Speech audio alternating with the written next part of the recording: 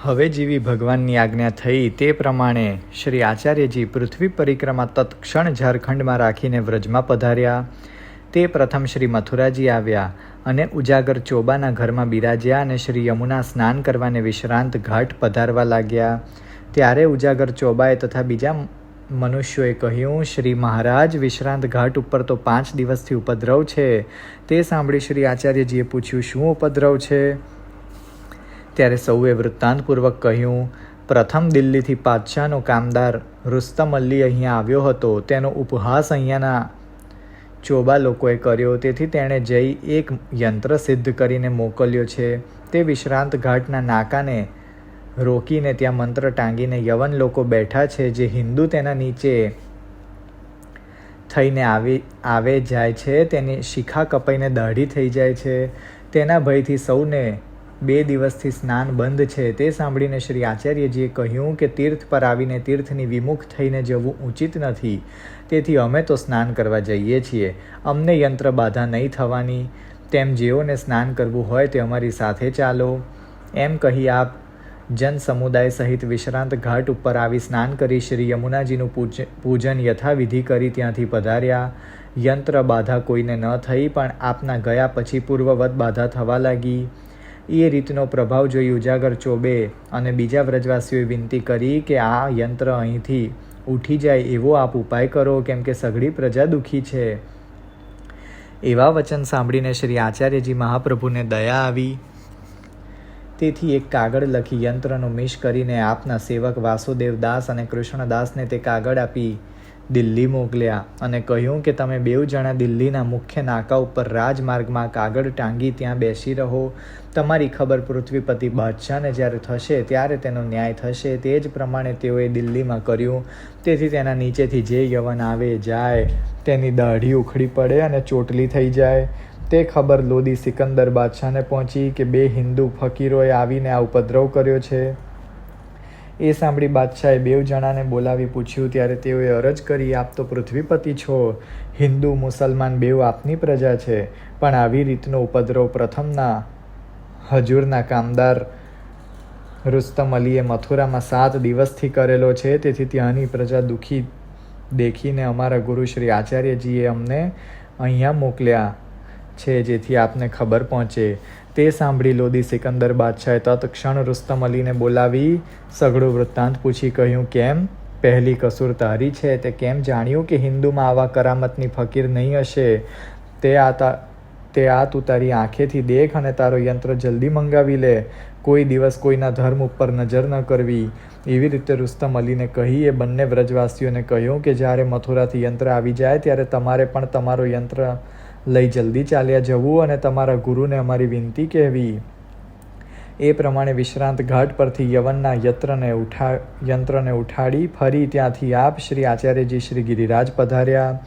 શ્રી આચાર્યજી મહાપ્રભુજી મથુરાથી સર્વ સેવકોને સાથે લઈ શ્રી ગોવર્ધન પર્વતની તળેટીમાં આન્યોર ગામમાં સદુ પાંડેના ઘરના આગળ ચોતરા ઉપર બિરાજ્યા.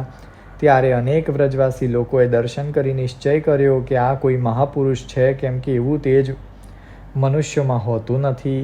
પછી સદુ પાંડે આવીને વિનંતી કરી કે સ્વામી, કંઈ ભોજન કરશો? શ્રી આચાર્યજી મહાપ્રભુજીના સાથના સેવક કૃષ્ણદાસ મેઘને કહ્યું કે શ્રી આચાર્યજી પોતાના સેવક વિના કોઈનું કંઈ પણ લેતા નથી. જ્યારે કૃષ્ણદાસ મેઘને સદુ પાંડેને ના કહી તે વખતે શ્રી ગોવર્ધનનાથજીએ શ્રી ગોવર્ધન પર્વત ઉપરથી શ્રી આચાર્યજીને સંભળાવવાને વાસ્તે સાદ કર્યો, અલી નરો દૂધ લાવ.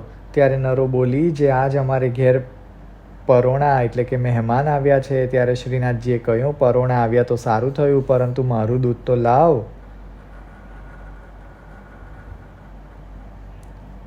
તેના જવાબમાં નરો બોલી, લાલ, હમણાં જ લાવું છું. તે નરો 1 કટોરો ભરી શ્રીનાથજીને દૂધ આપવા ગઈ. ત્યારે શ્રી આચાર્યજી મહાપ્રભુએ સેવક દામોદરદાસને કહ્યું કે દમલા, કંઈ સાંભળ્યું? તે સાંભળી દામોદરદાસે કહ્યું, મહારાજ, સાંભળ્યું તો ખરું, પણ કંઈ સમજણ પડી નહીં. તેથી શ્રી આચાર્યજી મહાપ્રભુએ કહ્યું કે અહીંયા શ્રીનાથજી પ્રકટ થયા છે, સવારે શ્રી ગોવર્ધન પર્વત ઉપર જઈશું. એમ પરસ્પર વાતો કરે છે. તેટલામાં નરો શ્રીનાથજીને દૂધ પીવડાવી પાછી આવી. તેને દેખીને શ્રી આચાર્યજી મહાપ્રભુએ બોલાવી કહ્યું કે આમાં દૂધ કંઈ બાકી રહ્યું છે? ત્યારે નરો બોલી કે રંચક છે. તે દૂધ શ્રી આચાર્યજી મહાપ્રભુએ માંગ્યું. તે વખત નરોએ કહ્યું કે મહારાજ, ઘરમાં ઘણું દૂધ છે, જેટલું જોઈએ તેટલું લાવું. પણ તે લાવવાને શ્રી આચાર્યજીએ ના કહી. ત્યારે સદુ પાંડે પોતાના સેવક કરવાની વિનંતી કરી. તેથી શ્રી મહાપ્રભુજીએ તેને નામ સંભળાવ્યું અને સેવક કરીને તેમની સર્વ સેવા અંગીકાર કરી. પછી રાત્રિએ સદુ પાંડે, માણેકચંદ પાંડે આદિ સઘળા સેવકો શ્રી આચાર્યજીની સન્મુખ દંડવત કરીને બેઠા. ત્યારે શ્રી આચાર્યજીએ પૂછ્યું કે અહીંથી પર્વતમાં શ્રી દેવદમન કેવા પ્રકારથી પ્રકટ થયા છે તે વાર્તા કહો. તેના જવાબમાં સદુ પાંડે વિનંતી કરી કે મહારાજ, આપ તો સર્વ વૃત્તાંત જાણો છો અને અમને પૂછો છો. પણ શ્રી આચાર્યજીના આગ્રહથી સદુ પાંડે શ્રીનાથજીના પ્રાકટ્યનો પ્રકાર કહ્યો. તે સાંભળીને શ્રી આચાર્યજીનું હૃદય ભરી આવ્યું. બીજે દિવસે શ્રી આચાર્યજી મહાપ્રભુજી સેવકો સહિત અતિ હર્ષથી શ્રી ગિરિરાજ ઉપર પધાર્યા અને થોડીક દૂર શ્રીનાથજી પણ બહુ પ્રસન્ન થઈ રહ્યા. પધારી બંને પરસ્પર મળી ઘણા પ્રસન્ન થયા. તેથી જ ગોપાળદાસજીએ ગાયું છે, હરખે તે સામા આવ્યા શ્રી ગોવર્ધન ઉદ્ધરણ ઇત્યાદિ. શ્રી આચાર્યજી મહાપ્રભુને શ્રીનાથજીએ આજ્ઞા કરી કે મને પાઠ બેસાડો અને મારી સેવાનો પ્રકાર પ્રગટ કરો. સેવા વિના પુષ્ટિ માર્ગમાં અંગીકાર ન હોય. ત્યારે શ્રી આચાર્યજી મહાપ્રભુએ એક નાનું મંદિર તૈયાર કરાવી. તેમાં શ્રીનાથજીને પાઠ બેસાડ્યા અને અપ્સરા કુંડની પાસમાં એક ગુફા હતી. ત્યાં રામદાસ નામે એક ભક્ત રહેતા. તે શ્રી આચાર્યજીને પધાર્યા જાણી તેમના સેવક થયા. ત્યારે શ્રી આચાર્યજી મહાપ્રભુએ રામદાસજીને આજ્ઞા કરી કે તમે શ્રી નાથજીની સેવા કરો. એમ આજ્ઞા કર્યાથી રામદાસજીએ કહ્યું કે મહારાજ, હું તો કંઈ પણ સમજતો નથી, તો સેવા કેમ કરું? મેં તો કોઈ દિવસ સેવા કરી નથી. ત્યારે શ્રીનાથજીની ઈચ્છા જાણી શ્રી આચાર્યજી મહાપ્રભુએ રામદાસજીને કહ્યું કે તમને શ્રીનાથજી શીખવશે. એમ કહી શ્રી આચાર્યજીએ મોરચંદ્રિકાનો નવો મુકુટ તૈયાર કરાવ્યો અને શ્રી આચાર્યજીએ શ્રીનાથજીની સેવા અને શણગાર કરીને રામદાસજીને બતાવી કહ્યું કે તમે નિત્ય સવારે ગોવિંદ કુંડમાં સ્નાન કરી જલનું પાત્ર ભરી લાવજો. તેનાથી શ્રીનાથજીને સ્નાન કરાવી અંગ વસ્ત્ર કરીને જેવો અમે શણગાર કર્યો છે તે જ પ્રમાણે કરજો.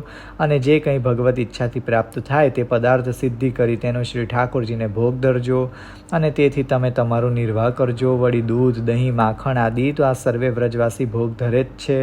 પછી શ્રી આચાર્યજી મહાપ્રભુએ સદુ પાંડે વગેરે વ્રજવાસીઓને આજ્ઞા કરી કે જે શ્રી ગોવર્ધનનાથજી મારું સર્વસ્વ છે, તેથી તેમની સેવામાં તમે તત્પર રહેજો અને ઉપદ્રવ થાય તો સાવધાન રહેજો.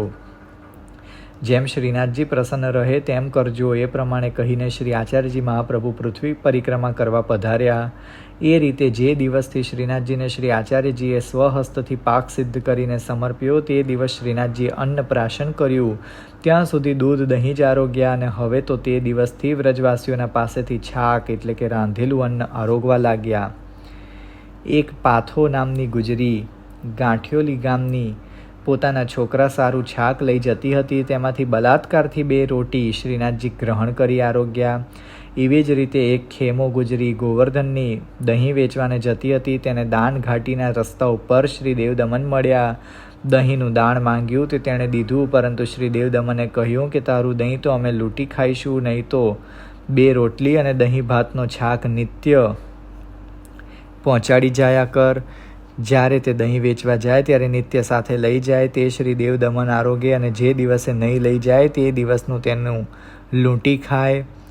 એક અડિંગ ગામનો વ્રજવાસી ગોપાલ ગ્વાલ હતો. તેને અડિંગના રસ્તામાં શ્રી દેવદમનનું દર્શન થયું. તેને આજ્ઞા કરી કે તું મને દૂધ અને રોટલી લાવી દે. ત્યારે તેણે ગાય વનમાં જ દોહીને દૂધ આરોગાવ્યું. તેમ બેઝરની જવ અને ચણા ભેગા કરે તેને વ્રજમાં બેઝર કહે છે. એવી રોટલી પોતાને ખાવાને વાસ્તે ઘેરથી લાવ્યો હતો. તે અર્પણ કરી શ્રી દેવદમન તે આરોગ્યા અને ગોપાલ ગ્વાલને આજ્ઞા કરી કે તું મારા દર્શન કરવા નિત્ય આવ્યા કર. તે ગ્વાલને સ્વરૂપાસક્તિ થઈ. તે શૃંગારના દર્શન કરવા નિત્ય આવે. તે વેળા શસ્ત્ર ખોલવાનું અનુસંધાન ન રહે, તેથી બીજા માણસને કહી રાખ્યું કે તું મારા શસ્ત્ર તે વેળા ખોલી લેજે. અને જ્યારે દંડવત કરે ત્યારે ગદગદ કંઠ થઈને પ્રેમના આંસુઓની ધારા ચાલે. તેથી જગા ભીંજાઈ જાય અને 2 આદમી પકડીને શ્રી ગિરિરાજથી નીચે ઉતારે. ત્યારે ઉતરે. આગ્રામાં જઈ એક બ્રાહ્મણનો છોકરો હતો. તેને સ્વપ્નમાં શ્રી દેવદમને દર્શન આપી આજ્ઞા કરી કે હું વ્રજનો ઠાકુર છું, તું શ્રી ગિરિરાજ આવી મારા દર્શન કર. ત્યારે સવારમાં જ તે બ્રાહ્મણના છોકરાએ હઠ ઘણી જ કરી કે મને વ્રજના શ્રી ઠાકોરજીના દર્શન કરાવો. ત્યારે તેના પિતાએ વ્રજના સઘળા ઠાકોરજી હતા તેના દર્શન કરાવ્યા, પરંતુ તે છોકરાના મનમાં સ્વસ્થતા ન થઈ. ત્યારે શ્રીનાથજીના દર્શન કરાવ્યા. તે વખતે છોકરાએ કહ્યું, આ શ્રી ઠાકોરજીએ મને દર્શન કરાવ્યા હતા. સ્વપ્નમાં તે છોકરાની શ્રીનાથજીએ બાહ પકડી સદેહ શરીરથી આપની લીલામાં ગોપ મંડળીમાં સામેલ કર્યો, અને તેનો પિતા પણ દર્શન કરીને ઘણો જ પ્રસન્ન થયો. માધવ સંપ્રદાયનો વૈષ્ણવ હતો, તેથી તેને જ્ઞાન પ્રાપ્ત થયું કે જ્યાંની વસ્તુ હતી ત્યાં ગઈ. એમ કહી ચિત્તનું સમાધાન કરી પોતાને ઘેર ગયો. કંઈ પણ આગ્રહ તેણે કર્યો નહીં. તે પછી એ બ્રાહ્મણ મોટો વૈષ્ણવ થયો. પ્રેમાનિધિ મિશ્ર તેનું નામ હતું. એવા શ્રી ઠાકોરજીએ વ્રજવાસીઓ સાથે અનેક ચરિત્રને કૌતુક કર્યા. એક સખીતરા ગામમાં માંડલિયા પાંડે હતો. તેના છોકરાની વહુ જે દિવસ ઘરમાં આવી તે જ દિવસે એમની ભેંસ ખોવાઈ ગઈ. ત્યારે તેણે કહ્યું કે આ વહુ અવળા પગલાંની છે. ત્યારે તે વહુને માઠું લગવાથી શ્રી દેવદમનની માનતા કરી. હે દેવદમન, મારી ભેંસ જડશે તો હું તમને 10 શેર માખણ આરોગાવીશ. તે માનતા કરતાં જ તેમની ભેંસ જડી. ત્યારે તે ઘરનાએ ખુશી થઈને તે વહુને વલોવાનું કામ સોંપ્યું. 5-7 શેર માખણ નિત્ય થતું, તેમાંથી અડધો શેર માખણ ચોરી રાખતી. એમ કરતાં જ્યારે 10 શેર માખણ થયું ત્યારે તે નિત્યનું માખણ વલોણામાં મેળવી તાજા વલોણાનું માખણ 10 શેર લઈ આપને વિનંતી કરી કે તમે તમારું માખણ લઈ જાઓ. સાસુ અને ઘરના માણસો આગળ મારું આવવું બનશે નહીં. આવો તેનો આગ્રહ જોઈને તેને ઘેર જઈ આપ માખણનું દોણું શ્રી ગિરિરાજ પર લઈ ગયા. તેમાંનું માખણ આપ આરોગ્યા તથા સખા મંડળીને આપ્યું. કેટલું એક વાંદરાઓને ખવડાવ્યું, તેમ કુંભનદાસને મુખે ચોપડ્યું અને શેષ શ્રી ગિરિરાજ ઉપર ઉડાડ્યું. તે દિવસે જન્માષ્ટમી હતી, તેથી ભાવાત્મક ઉત્સવ માન્યો. વળી કુંભનદાસને કહ્યું કે તું કંઈ કીર્તન કર. ત્યારે કુંભનદાસે પદ ગાયું. આંગ અને દધિકો ઉદધિ ભયો હો ઇત્યાદિ. એક ચતુરા નાગા નામનો ભગવત ભક્ત હતો. તે ટોળના ઘન વનની ઝાડીમાં તપસ્યા કરતો હતો. શ્રી ગિરિરાજ ઉપર કોઈ દિવસ પગ દેતો નહીં. તેને દર્શન દેવાને વાસ્તે શ્રીનાથજી ભેંસ પાડા ઉપર ચડીને ટોળની ઝાડીમાં પધાર્યા. રામદાસજી, સદુ પાંડે વગેરે ભક્તો સાથે હતા. ત્યાં તે મહાપુરુષે દર્શન કરી ઘણો ઉત્સવ માન્યો. વનમાંથી કંકોડા વીણી લાવી તેનું શાક કર્યું અને શીરો કર્યો. શ્રીનાથજીને ભોગ સમર્પ્યો. આરોગતા શ્રીનાથજીએ આજ્ઞા કરી, કુંભનદાસ કંઈ કીર્તન ગા. ત્યારે કુંભનદાસજીએ કીર્તન ગાયું. સંવત 1552 શ્રાવણ સુધી 3 બુધવારને દિવસે ચતુરા નાગાનો મનોરથ સિદ્ધ કરીને શ્રીનાથજી શ્રી ગિરિરાજ ઉપર પધાર્યા. આ રીતે સર્વ વ્રજવાસીઓ સાથે ઘણા ચરિત્ર કરતા હતા. સંવત 1556 ચૈત્ર સુધી 2 ને દાઢે શ્રીનાથજીએ પૂર્ણ મલ ક્ષત્રિને સ્વપ્નમાં આજ્ઞા કરી, જે તું મારું મોટું મંદિર વ્રજમાં આવી બનાવ. ત્યારે પૂર્ણમલ અંબાલય ગામથી દ્રવ્ય સંગઠિત કરી ચાલ્યો. તે વ્રજમાં શ્રી ગોવર્ધન આવ્યો અને ત્યાં આવીને તેણે પૂછ્યું કે અહીંયા શ્રી દેવદમન ઠાકોર સાંભળ્યા છે તે ક્યાં બિરાજે છે. ત્યારે એક વ્રજવાસીએ બતાવ્યા. તેથી તે શ્રી ગોવર્ધનનાથજીના દર્શન કરી ઘણો જ પ્રસન્ન થયો. પછી તે શ્રી આચાર્યજીની પાસે ગયો અને સાષ્ટાંગ દંડવત કરી વિનંતી કરી કે જે મહારાજ, શ્રીનાથજીની ઈચ્છા એક મોટું મંદિર બનાવવાની જણાય છે. મને સ્વપ્નમાં આજ્ઞા આપે કરી છે, તેથી હું દ્રવ્ય સંગ્રહ કરી લઈ આવ્યો છું. ત્યારે આપે શ્રીમુખથી શ્રી આચાર્યજી આજ્ઞા કરી કે હા શીઘ્ર મંદિર બનાવો. ત્યારે તેણે શ્રી ગિરિરાજને પૂછ્યું કે આપના ઉપર મંદિર બંધાશે ને કોદાળો લાગશે, તેની શી આજ્ઞા છે. ત્યારે શ્રી ગિરિરાજે કહ્યું, મારા હૃદયમાં શ્રીનાથજી બિરાજ છે, તેથી મને કોદાળો લાગવાનો કંઈ જ પરિશ્રમ નહીં થાય. મંદિર સુખેથી સિદ્ધ કરાવો. એક હીરાપણી મિસ્ત્રી આગ્રાનો રહેવાસી હતો. તેણે શ્રીજીએ સ્વપ્નમાં આજ્ઞા કરી કે તું મારું મંદિર નિર્માણ કરવા આવ. ત્યારે તેણે શ્રી ગોવર્ધનમાં આવીને શ્રી આચાર્યજી મહાપ્રભુ પાસે આજ્ઞા માંગી. મને શ્રીનાથજી આજ્ઞા કરી છે, તે આપ આજ્ઞા કરો તો મંદિર સિદ્ધ થાય અને પાયો પડે. ત્યારે શ્રી આચાર્યજીએ શ્રીમુખથી આજ્ઞા કરી કે તમે મંદિરનું ચિત્ર કાગળ ઉપર લખી લાવો. ત્યારે તે સર્વ મંદિરનું ચિત્ર મોટા કાગળમાં ઉતારી લાવ્યો. તે ચિત્રને શ્રી આચાર્યજીએ જોયું, તેમાં શિખર જોયું. ત્યારે આજ્ઞા આપી, બીજું ચિત્ર ઉતારી લાવ. ત્યારે તે બીજું ચિત્ર ઉતારી લાવ્યો. તેમાં પણ શિખર ધ્વજા જોઈ. ફરી આજ્ઞા કરી, ત્રીજું ઉતારી લાવ. ત્યારે તે ત્રીજું ઉતારી લાવ્યો. તેમાં પણ શિખર ધ્વજા જોઈ. શ્રી આચાર્યજી મહાપ્રભુએ દામોદરદાસને આજ્ઞા કરી કે શ્રીનાથજીની આજ્ઞા શિખર મંદિરની છે, તેથી કેટલાક સમય પર્યંત અહીં બિરાજશે. ત્યાર પછી યવનનો ઉપદ્રવ થશે ત્યારે શ્રીજી બીજા દેશમાં પધારશે અને કેટલાક સમય સુધી ત્યાં બિરાજશે. પછી ફરી વ્રજમાં પધારશે. ત્યારે પૂછરી ગામની તરફ પૃથ્વી ઉપર મંદિર બનશે. શ્રી ગિરિરાજના 3 શિખર છે, આદિ શિખર, બ્રહ્મ શિખર અને દેવ શિખર. તેમાંથી પ્રથમ શ્રી કૃષ્ણાવતારમાં આદિ શિખર ઉપર ક્રીડા કરી હમણાં વચમાંના દેવ શિખર ઉપર ક્રીડા કરે છે અને ક્રીડાના અવસાન સમયમાં બ્રહ્મ શિખર ઉપર ક્રીડા કરશે.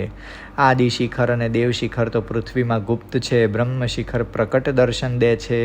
આપ શ્રી ગોવર્ધનનાથજી છે, તેથી શ્રી ગોવર્ધન ઉપર ક્રીડા કરે છે. એવી રીતે આજ્ઞા કરીને સંવત 1556 વૈશાખ સુધી સાતમના આદિત્યવારને દિવસે રોહિણી નક્ષત્રમાં શ્રીનાથજીના નવીન મંદિરનો પાયો નંખાયો. પૂર્ણમલ પાસે 1 લક્ષ અને ઉપરાંત કંઈક 1000 મુદ્રા હતી. તેમાંથી 1 લાખ મુદ્રા તો મંદિરમાં ખર્ચ થઈ ગઈ અને થોડી બાકી રહી તે લઈ પૂર્ણમલ દક્ષિણમાં ગયો. ત્યાંથી રત્ન લાવીને વેચ્યા. તેમાં 3 લાખ મુદ્રા પેદા થઈ. તે મુદ્રા લાવી 20 વર્ષ પછી ફરી મંદિર સંપૂર્ણ બનાવ્યું. ત્યાં સુધી એ મંદિર અડધું જ રહ્યું હતું. ત્યાં સુધી પ્રથમના મંદિરમાં જ શ્રીનાથજી બિરાજ્યા અને વ્રજવાસીઓમાં ક્રીડા કરવાની ઈચ્છા હતી, તેથી પ્રતિબંધ 20 વર્ષનો કર્યો. તેટલા સુધી રામદાસ ચૌહાણ રજપૂતે સેવા કરી અને 20 વર્ષ સુધી ત્યાં એ જ પ્રકારે ક્રીડા કરી.